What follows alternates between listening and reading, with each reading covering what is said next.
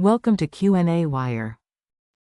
Okay, so if the satellite is moving from west to east, which means it's moving in the same direction of the Earth's self-rotating. So the relative angular speed is equal to the angular speed of the satellite minus the angular speed of the Earth. And as we know from the problem, is 1/12 revolution per hour. We know that the angular speed of the Earth is 1/24 revolution per hour because 24 hours equals 1 revolution.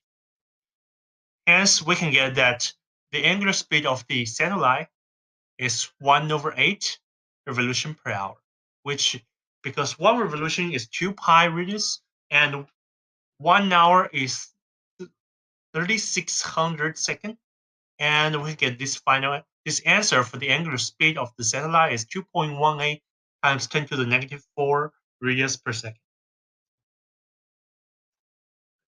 Okay, so the force between the Earth and the satellite is the gravitational force, which can be calculated by constant g, mass of the Earth times mass of the satellite, divided by the distance between the center of the Earth to the satellite.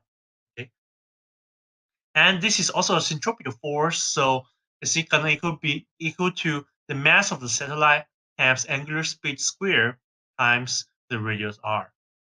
So from this equation, we can express the distance from the center of the Earth to the satellite is equal to the constant g times, this is the mass of the Earth,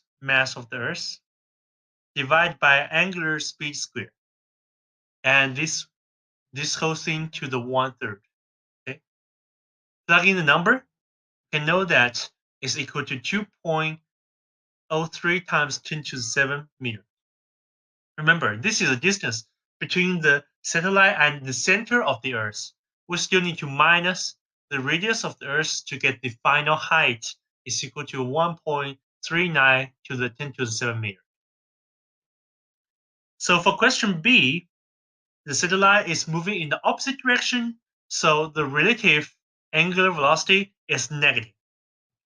So we're going to use this equation again to find that the absolute angular velocity of the satellite is negative 7.27 times 10 to the negative 5 radius. We're using exactly the same equation. The only difference is that the relative angular velocity here in question B is negative. So we have this angular speed of the satellite. We're plugging this equation we just get here. We're plugging it. We can get that the radius in question B is going to be 4.22 times 10 to the 7 meters. And the height is the radius minus the radius of the Earth is going to be 3.59 times 10 to the 7 meters.